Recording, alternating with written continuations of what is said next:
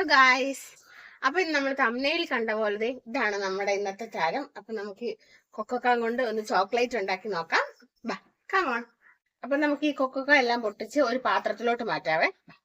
അപ്പോൾ നമ്മളിത് ഇതിങ്ങനെ പാത്രത്തിലോട്ടാക്കുകയാണ്. ഇതിപ്പോൾ നമ്മൾ പൊട്ടിച്ചിടുമ്പോൾ ചിലതിങ്ങനെ ഒന്നിച്ചിരിക്കും. അതിനെ നമ്മൾ കൈ കൊണ്ട് നല്ലതായിട്ട് മാക്സിമം സെപ്പറേറ്റ് ആക്കാൻ പറ്റുന്നത്രയും സെപ്പറേറ്റ് ആക്കി എടുക്കണം. അപ്പൊ ഇത് നമുക്ക് കഴുകി ഇതിന്റെ ഈ പുറത്ത് ഇതൊക്കെ കളഞ്ഞ് കുരു മാത്രമായിട്ട് സെപ്പറേറ്റ് ആക്കി എടുക്കണം. അപ്പൊ നമുക്കൊന്ന് കഴുകി എടുക്കാം. അപ്പോൾ ഇതിങ്ങനെ നമ്മൾ ഒരുപാട് തവണ കഴുകണം. ഒരു 3-4 പ്രാവശ്യം നല്ലതായിട്ട് തിരുമ്മി കഴുകിയെടുക്കണം കേട്ടോ. എന്നെങ്കിൽ അതിനകത്ത് ആ ഈ എന്നാ പറയുന്നത് വെള്ളം നമ്മൾ കഴിക്കുന്ന ആ വെള്ള സാധനം പോവുകയുള്ളൂ. നല്ലതായിട്ട് തിരുമ്മി കഴുകിയെടുക്കും. അപ്പം ഇതിന് നമുക്ക് 1 മണിക്കൂർ വെള്ളത്തിലിട്ട് വെച്ചിട്ട് ഒന്ന് കഴുകി വൃത്തിയാക്കി വെയിലത്ത് വെച്ച് ഉണങ്ങിയെടുക്കാം. ഇപ്പം നല്ല ചൂടായതുകൊണ്ട് ഒരു 3 ദിവസമെങ്കിലും വെയിൽ കൊണ്ട് നല്ലതായിട്ട് ഉണങ്ങി വരണം. അപ്പം ഇതിവിടെ ഇങ്ങനെ ഇരുന്ന് ഇതാകട്ടെ, നമുക്ക് വന്നിട്ട് ഉണക്കിയെടുക്കാം. ഇപ്പോൾ 1 മണിക്കൂറിന് ശേഷം നമ്മൾ കഴുകി എടുത്തിട്ടുണ്ട്. ഇനി ഇതിനെ നമുക്ക് നല്ലതായിട്ടൊന്ന് വെയിൽ കൊള്ളിച്ച് ഉണക്കിയെടുക്കണം. ഒരു 3-4 ദിവസത്തെ ഉണക്ക് വരും. നല്ലതായിട്ട് ഉണക്കിയെടുത്തിട്ട് കാണാം. അങ്ങനെ നമ്മൾ 4 ദിവസം വെയിലത്ത് വെച്ച് ഫുൾ വെയിൽ കൊണ്ട് നല്ലതായിട്ട് ഉണങ്ങിയിട്ടുണ്ട് കേട്ടോ നമ്മുടെ ഈ കൊക്കോക്ക. ഇനി ഇതിനെ നമുക്ക് ചട്ടിയിലിട്ട് വറുത്ത് ഇതിന്റെ ഈ ഒരു തോല് പൊളിഞ്ഞു കിട്ടും. അങ്ങനെ ഒന്നാക്കിയെടുക്കണം. അപ്പൊ നമുക്കത് ചെയ്യാം. അങ്ങനെ നമ്മൾ ചട്ടിയിലേക്കിട്ട് ഒരുപാട് തീ കൂട്ടി കൊടുക്കരുത് കേട്ടോ. നമ്മൾ കടലയൊക്കെ വറക്കുന്ന ആ ഒരു സിസ്റ്റം തന്നെയാണ്. മണൽ യൂസ് ചെയ്യുന്നില്ലെന്നേ ഉള്ളൂ. നല്ലതായിട്ട് ഇങ്ങനെ നമ്മൾ എന്നാ പറയുന്നത് ഇതായി വരുമ്പോഴത്തേക്കും ഇങ്ങനെ പൊട്ടും. ഇതിലിങ്ങനെ പൊട്ടുന്ന പോലെ ഇതുണ്ട്. കളർ ചേഞ്ച് വന്ന് നല്ലൊരു ഡാർക്ക് കളറാവും.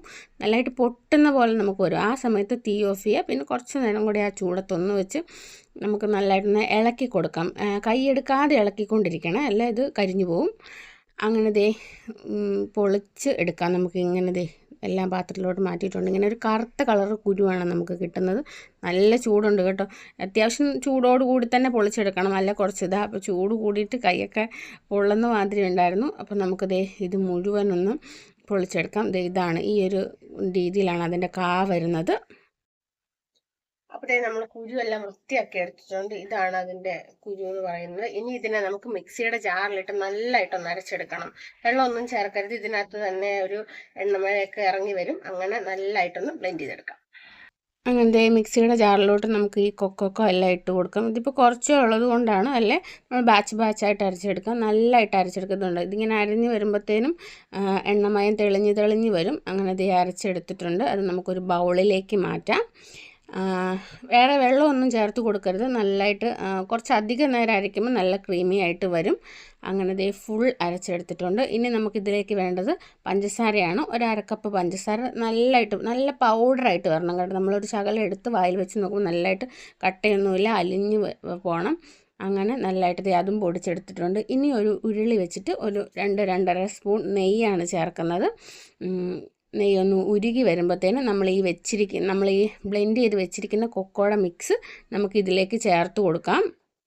എന്നിട്ട് നല്ലതായിട്ട് പിന്നെ കൈയെടുക്കാതെ ഇളക്കിക്കൊണ്ടിരിക്കണം കേട്ടോ.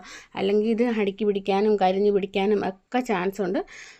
അപ്പോൾ ഇത് മിക്സ് ചേർത്തിട്ട് നല്ലതായിട്ടൊന്ന് ഇപ്പോൾ നമ്മളിങ്ങനെ ചേർത്ത് വരുമ്പോൾ ചെറിയ കട്ട പോലെയൊക്കെ തോന്നും. പക്ഷേ അത് നല്ലതായിട്ട് നമ്മൾ ഇളക്കി വരുമ്പോഴത്തേനും നല്ല ക്രീമി ടെക്സ്ചറിലായിക്കോളും. ഇതൊന്ന് ജസ്റ്റ് ആ നെയ്യും ഒക്കെ ആയിട്ട് നല്ലതായിട്ടൊന്ന് ഇളക്കി യോജിപ്പിച്ചതിന് ശേഷം നമുക്ക് പഞ്ചസാര പൊടിച്ചത് ഇതിലേക്ക് ചേർത്ത് കൊടുക്കണം.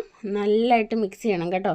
തീ കുറച്ച് വെക്കണം. ഒരുപാട് തീയിൽ വെച്ച് വെക്കരുത്. ഹൈ ഫ്ലെയിമിലൊന്നും വെക്കണം. അല്ല ഇനി അങ്ങനെ ബുദ്ധിമുട്ടുള്ളവരുണ്ട് ഡബിൾ ബോയിലിംഗ് മെത്തേഡ് വേണമെങ്കിലും ചെയ്യാം. അങ്ങനെ പഞ്ചസാര ചേർത്ത് അതും നല്ലതായിട്ട് നല്ല പോലെ ഇളക്കി യോജിപ്പിക്കണം കേട്ടോ. അപ്പോൾ പഞ്ചസാര ചേർത്ത് വരുമ്പോഴത്തേനും കുറച്ചും കൂടി ഒന്ന് ആ ബാറ്റർ കുറച്ചും കൂടി ഒന്ന് ലൂസണായിട്ട് വരും.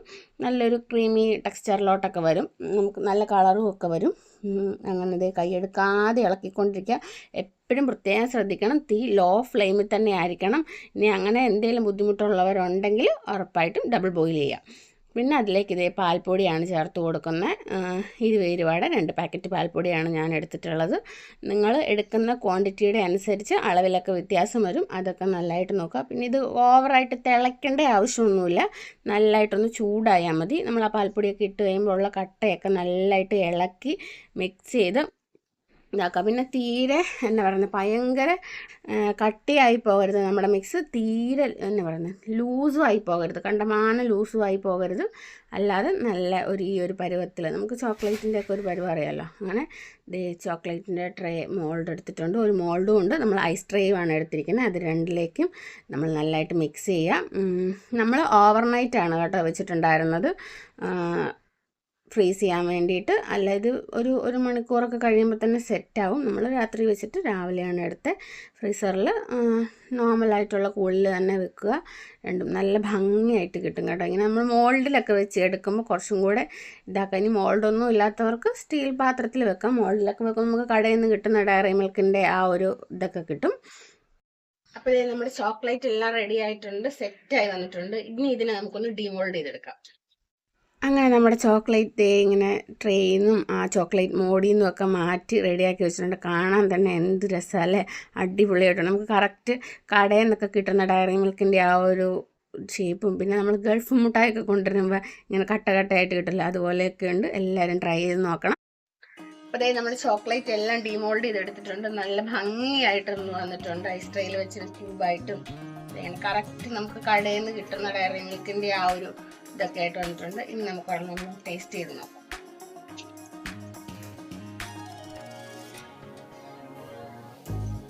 അടിപൊളിയായിട്ടുണ്ട്. എല്ലാവരും ഒന്ന് ട്രൈ ചെയ്ത് നോക്കുക, സൂപ്പറാണ്.